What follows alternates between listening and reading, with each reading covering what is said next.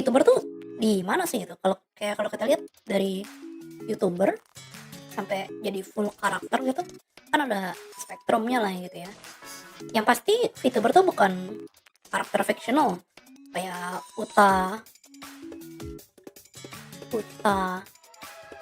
One Piece. Kan sebenarnya Utanya One Piece tuh udah mirip banget sama VTuber tuh. Dia punya model 3D, dia punya model 2D, dia ada channel YouTube. Tapi dia bukan VTuber karena dia karakter fiksional gitu kan. Kalau kita lihat Uta ngomong, kita nggak nganggep CEO-nya yang lagi ngomong, kita nganggepnya Uta lagi ngomong. Atau contoh yang lain tuh Gold Ship di Ubah Musume, kan dia punya channel juga tuh.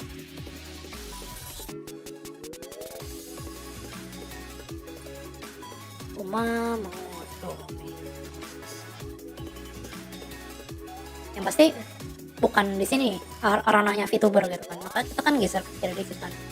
Ini ada yang Kizuna Ai. Ini yang VTuber yang lore-nya kuat gitu kan. VTuber yang memang kalau kita nonton VTuber itu ya kita nonton lore-nya gitu. Oh, dia alien yang lagi tinggal di bumi. Dia AI yang nyasar gitu, atau dia werewolf atau vampir yang hidup di zaman ini gitu kan, misalnya contoh gitu ya. Habis itu kan terjadi pergeseran nih. Sebenarnya tuh pertama Hololive tuh ada di sini sih, sama kayak Kizuna Ai.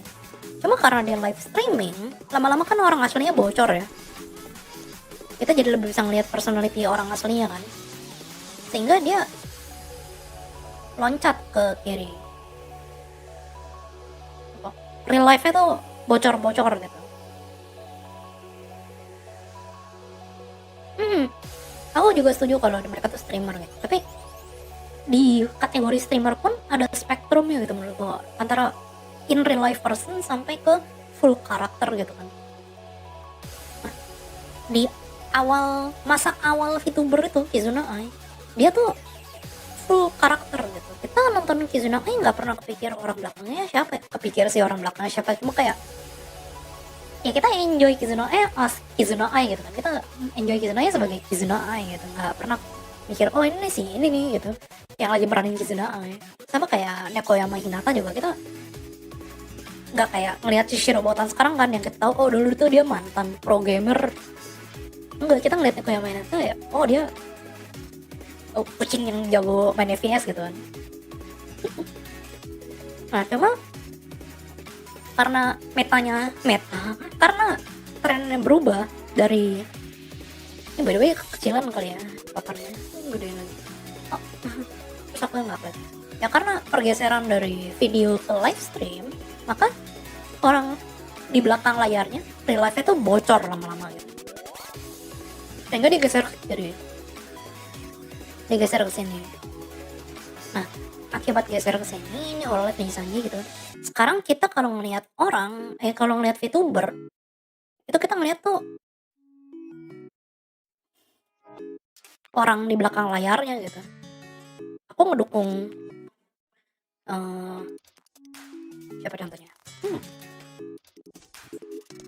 Aku ngedukung Noel misalnya Hololive bukan karena Noel itu seorang guild master dan Chow,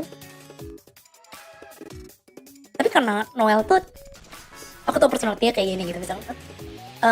Maksudnya paham gak? Kayak aku ngedukung Suise itu karena aku tahu dia tuh orang yang kerja keras selama ini sampai akhirnya bisa jadi penyanyi gitu. Aku bukan dukung dia karena dia tuh komet yang jatuh ke bumi gitu, bukan karakternya lagi yang didukung gitu ibaratnya. Tapi kita udah ngeliat ke personality di belakangnya. Walaupun kita nggak tahu personalitinya sebenarnya kayak gimana gitu orangnya gitu. Walaupun beberapa ada yang bocor gitu.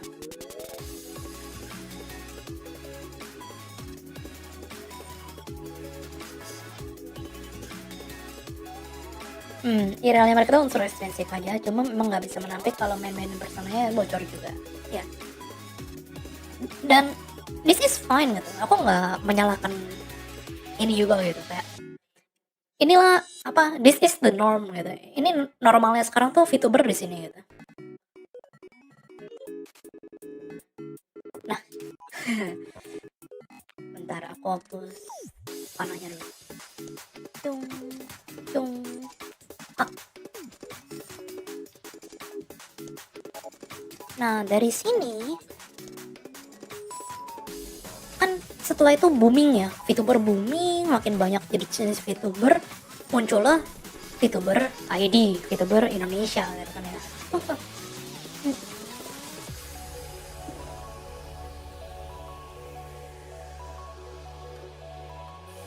Yang kita tahu trennya VTuber Indonesia itu di 2020, nah 2019 sampai 2021 lah, ini boomingnya VTuber ID nih. Setuju nggak? Ya kan, sekarang tuh udah geser dari lore ke persona. Udah jarang kita ngeliat VTuber yang kayak kita nanya VTuber gitu, gimana tadi udah minum darah belum gitu. Kalau VTuber vampir enggak, udah nggak gitu kan konsepnya. Ini kayak orang lagi curhat aja gitu ibaratnya. Oh ini aku tahu ada orang di belakangnya gitu. Semua tuh udah kayak gitu kan. Aku tahu ada orang di belakangnya. Dan ngomongnya tuh kok orang di belakangnya gitu, bukan ngomong ke karakternya gitu. Udah jarang kan yang kayak gitu. Ada nggak ya? Masih ada nggak ya? Nah, karena VTuber ini ramai ya di 2019 sampai 2021 pas COVID gitu ya. Aku juga debutnya pas COVID gitu. Aku kena COVID, aku debut. Nah, kayak gini aku ngomong ini kan, aku ngomong bukan sebagai karakter gitu, tapi sebagai orang di belakangnya gitu. Itu contohnya gitu ya. Maka apa yang terjadi di sini adalah ada yang namanya, aku sebutnya migrasi gitu ya. Migrasi dari content creator,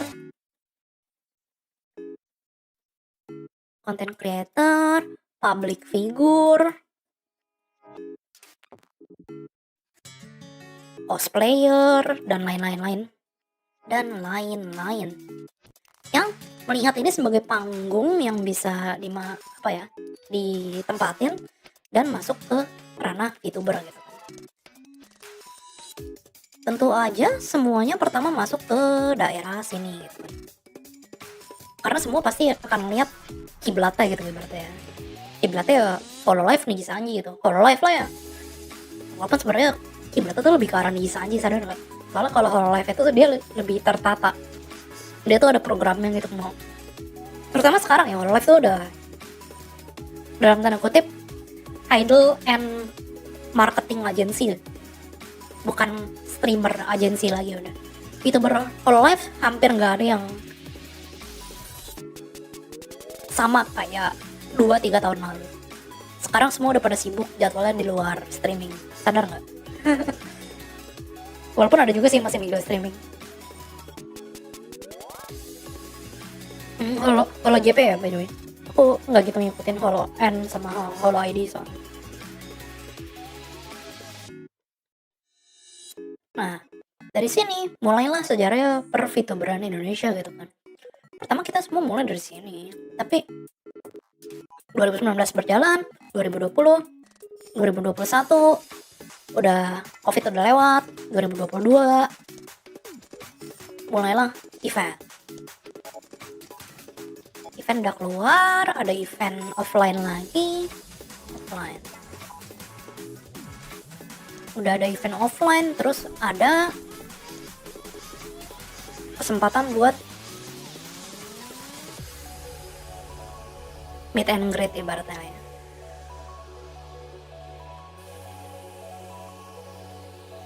Maka meleburlah nih antara persona sama VTuber Indonesia gitu. Karena aslinya mereka adalah ini kan, content creator, public figure, cosplayer.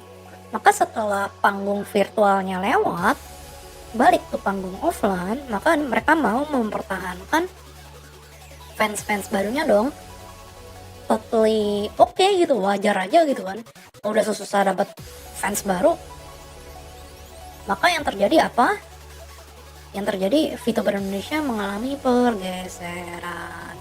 Ini tren beberapa bulan lalu kan, yang ada namanya VTuber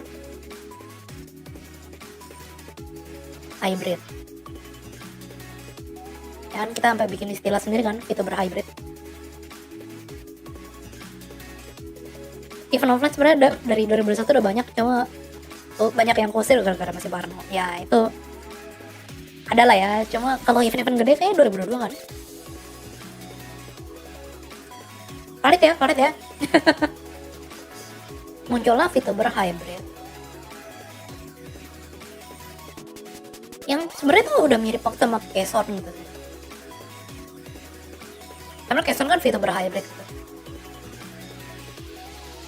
Cuma di sini VTuber Indonesia itu banyak yang VTuber hybrid itu kan karena ini kan content creator, public figure, cosplayer. Begitu mereka buka, ibaratnya buka topeng gitu deh ibaratnya. Buka topeng, sebenarnya aku tuh sini gitu loh. Maka yang terjadi adalah ini ngelompat ke sini tau nggak? Ngelewatin batas tengahnya gitu loh ibaratnya. Sehingga apa ya? Orang di belakang VTuber tuh makin lama makin bocor VTuber Indonesia. Jadi sekarang VTuber ID tuh posisinya makin lama makin geser ke kiri gitu. Orang aslinya makin bocor. Dan akibat buruknya apa? Akibat buruknya sekarang nih ya, yang lagi ngetrend nih ya. Aku kalau ditanya VTuber ID tuh kayak gimana sih? Aku jarang nonton by the way VTuber ID, sorry ya. Tapi yang ada di kepalaku image VTuber ID satu, ngomong kasar.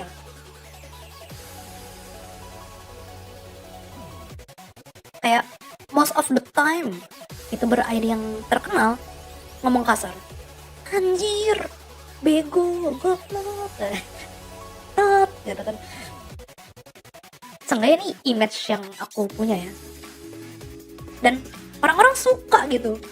Netizen Indonesia tuh suka yang kayak gini karena dia nganggapnya ini nih, jadi orang beneran, nggak bohong gitu. Jadi apa ya, agak aneh gitu karena ternyata viewer Indonesia, netizen Indonesia tuh lebih suka ngeliat orang di belakang persona di belakang VTubernya gitu. Dia nggak peduli sama si animenya ini. Aneh nggak sih? Padahal nonton VTuber tapi kak buka dong, tunjukin apa muka asli gitu, face review ya nggak sih? Apa udah lewat fase itu?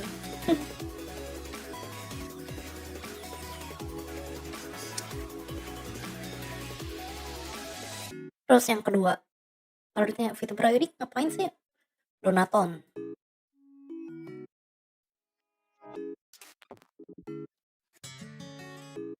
Ini aku nggak mau nyalahin sih, maksudnya donaton is a good way to make money, satu. Kedua, ya nggak ada salahnya juga VTuber Indonesia punya kultur sendiri gitu. Donaton ini kan dilakukan karena belum monetisasi gitu, tapi pengen dapat duit. Yang nggak ada salahnya juga gitu. Viewer ngasih duit, timer nambah, ya si talentnya wajib ngelakuin sesuatu gitu buat ngejawab itu. Nah tapi apa yang terjadi sih ketika donaton? Aku lihat kebanyakan ya itu jadi kayak review meme, main game. Tapi main game itu yang kayak udah bukan in karakter itu loh. Makanya main game terus jadi toxic, ngomong kasar gitu kan. Atau enggak ya paling parah sih nggak ngapa-ngapain. Sering nggak sih melihat judul donaton nggak tahu mau ngapain donaton gitu. Sehingga saya tuh ada pergeseran makna gitu dari VTuber gitu. Karena VTuber itu dulu kalau nonton video-video awalnya Kizuna Ai, dia menjelaskan VTuber itu virtual YouTuber yang adanya virtual gitu. Makanya yang ditonton itu adalah karakter Kizuna Ai-nya, bukan orang di belakangnya gitu.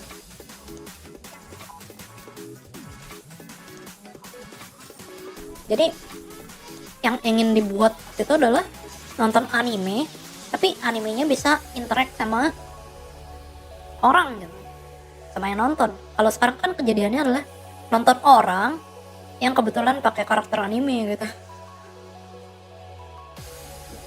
Nggak ada salahnya ya, sekali lagi nggak ada salahnya, emang organiknya gitu. Jadi emang sekarang di Indonesia populer kayak gitu, organiknya kayak gitu. Nothing wrong with that gitu. Cuma Ini kayak ngomongin sejarah aja sih, ya, kayak makin lama tuh VTuber makin makin geser ke kiri gitu. Ini yang dicari sama viewer Indonesia kan, relate. Kalau Donaton sering ibaratnya jadi kayak temen Discord gitu kan. Kita nanya dijawab gitu, dia curhat kita jawab gitu, ibaratnya kan gitu ya.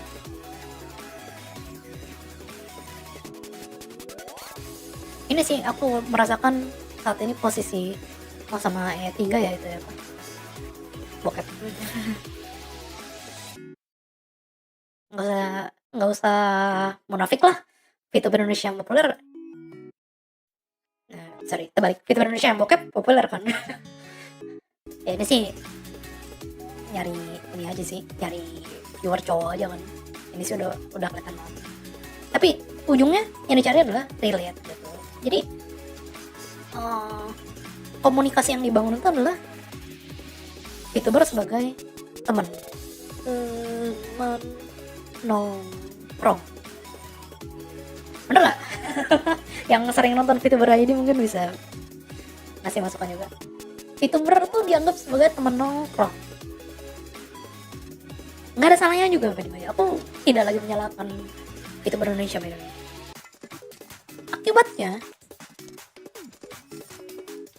Akibatnya karena yang dicari adalah temen nongkrong dari yang lagi gabut. Yang populer di Indonesia itu bukan VTuber yang bikin konten, tapi VTuber yang nemenin kamu pas gabut. Bener gak sih? Mau VTuber yang jago nyanyi, mau VTubernya bikin konten video bagus, ngisi suara atau apa, dia akan kalah populer sama VTuber yang nemenin kamu nongkrong. Sekarang aku tanya,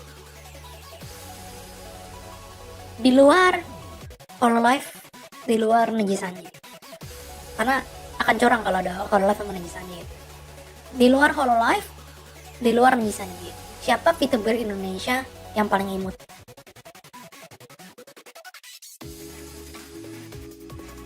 Kalau Jepang, di luar Hololive, di luar Neji Sanji, siapa VTuber yang imut? Banyak banget, karena banyak yang jualan konten imut gitu. Tapi kalau ditanya VTuber Indonesia yang imut, honestly aku nggak pikir. Tergantung skillnya juga sih. Ya tergantung skillnya juga. Cuma aku ngomong kayak, nah ini opini gitu kan. Secara umum menurutku kan lebih gampang jadi temen nongkrong yang baik daripada bikin konten gitu. Ibaratnya kayak nonton TV itu lebih menarik nonton acara apa namanya, pasti kayak silet masih pada tau gak sih silet tuh acara lama banget. Silet acara TV masih ada gak sih silet? Ya dia lebih seru nonton acara ngejulit gitu. Ya kan temen nongkrong gitu kan ya. Dulu dia kalau pengen bosan nonton TV ya nonton silet tuh kan, karena sambil ngejulit gituin orang gitu kan, ngejulitin artis gitu. Dibandingin nonton kayak kompetisi Indonesian Idol gitu misalnya. Sehingga ya itu sih landscape per VTuber Indonesia itu ya metanya gitu ya, atau populernya ya di sini. Gimana caranya bisa punya teman nongkrong yang asik gitu kan. Maka ya gimana caranya jadi teman nongkrong yang asik buat viewernya gitu kan. Main game bareng, ngomongin hal-hal tahu gak sih gitu kan,